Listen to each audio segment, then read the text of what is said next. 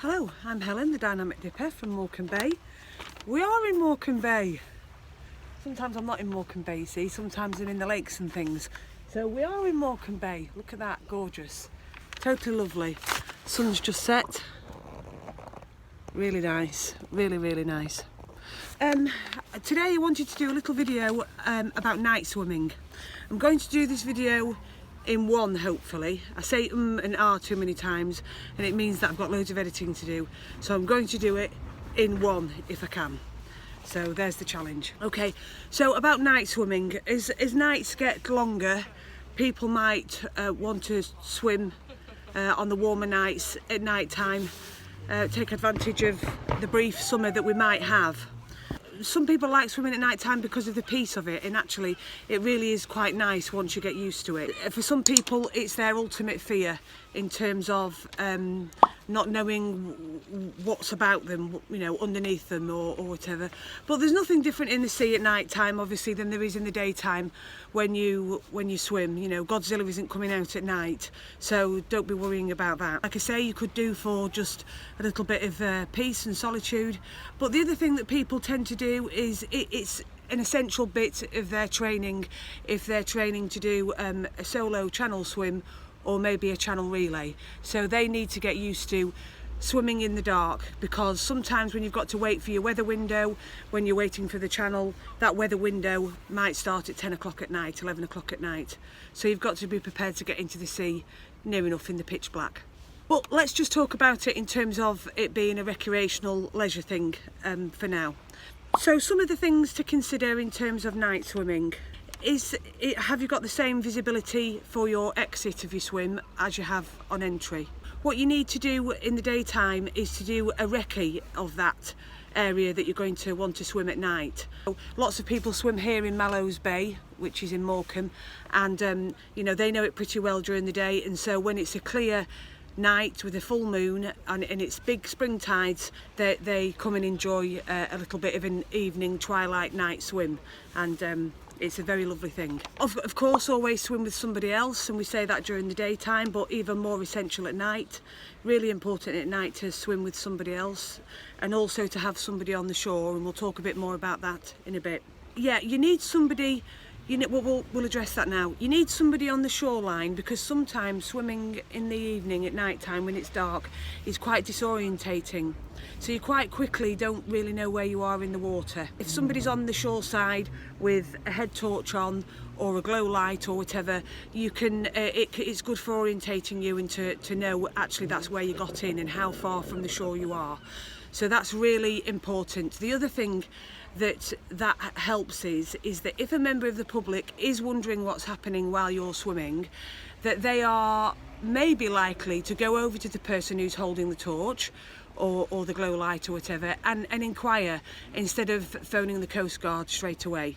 So somebody on the shore lit up, ideally in a high vis, but you know, a torch or head torch, whatever. Also, what you need to do, particularly if you're swimming in the sea at night, so if you're enjoying the coastline at night time and you're going in the sea and you're going to be in for a while, you need to inform the Coast Guard, because if members of the public do phone the Coast Guard, then they've already got that information to say, no, we know who it is, they're swimming, they're going to be in for 40 minutes, you know, that type of thing.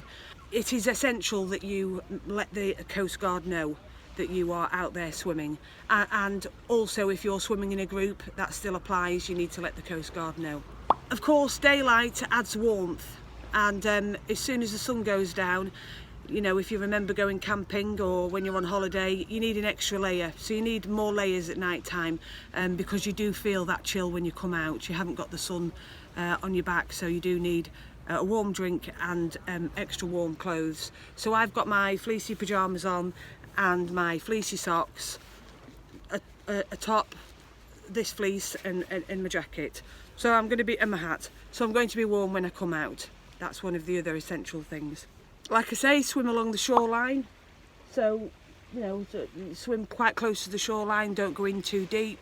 If you've got some marker buoys, some of those green perches, or you know, don't go on the other side of those marker buoys. You stay within the bay, or you know, stay quite close to the shore.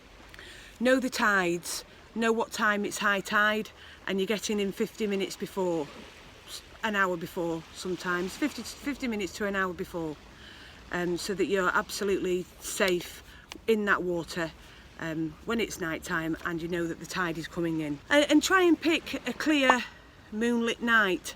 So, you know, it would be a spring tide if it's full moon. Try and pick a night when less cloud coverage and the moon is bright and you've got some natural light, because it's totally beautiful to swim at night time when the moon is shining really bright. So those are all the essential things that I wanted to mention. I've had to write them down to remember them. And so the other thing that you also need is you need a tow float. And you can't see, I don't think you can see there until it's night time, until it's properly dark. There is a strip light in there of LED lights. It's a little thin strip light of 10 lights with a little waterproof casing with a battery in. I got mine from the Ocean Walker site, and I put it in my tow float so that at night time, you'll see in a minute, it glows really bright, and so you're really visible in the water.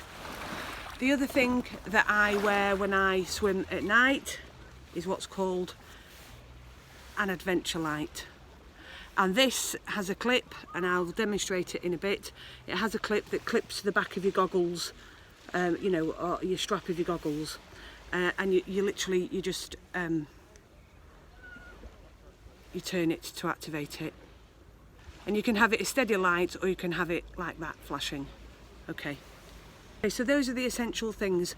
When I get in, you'll be able to see how visible I am, and also don't forget, person on the shore with a light, head torch or a torch generally.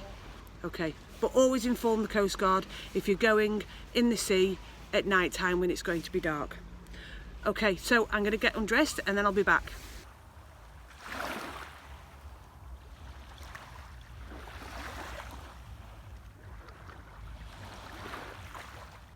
Okay, so that was really lovely. It was beautiful. Yeah, so top things, be visible, go with a buddy, have somebody on the shore who's lit up with a torch or a head torch so that you can always find where you've got in and got out at, and also inform the Coast Guard if you're going to swim at night time in the sea.